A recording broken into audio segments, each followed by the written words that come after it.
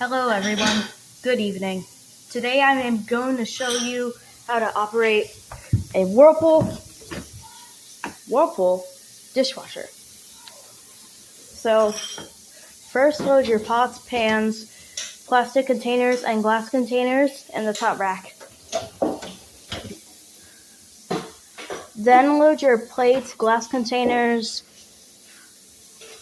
plastic containers, and in the bottom rack, and put your silverware in the silverware compartment.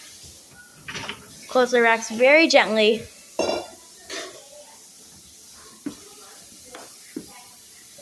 And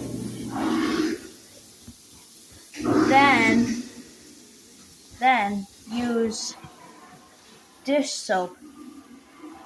So add your dish soap in this compartment and put the rinse aid in this compartment if you want to use rinse aid.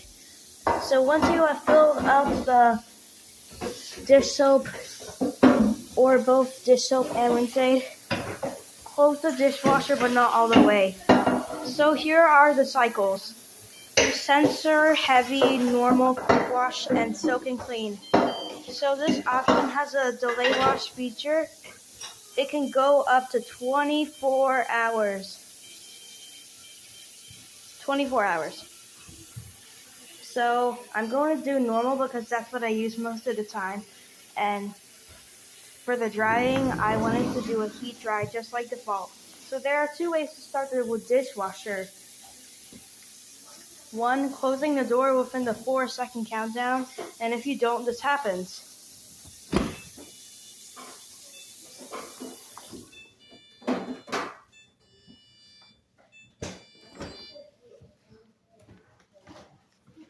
There's another way to start the dishwasher.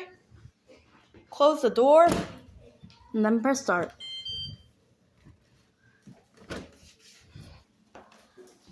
By the way, there's a tip for the dishwasher.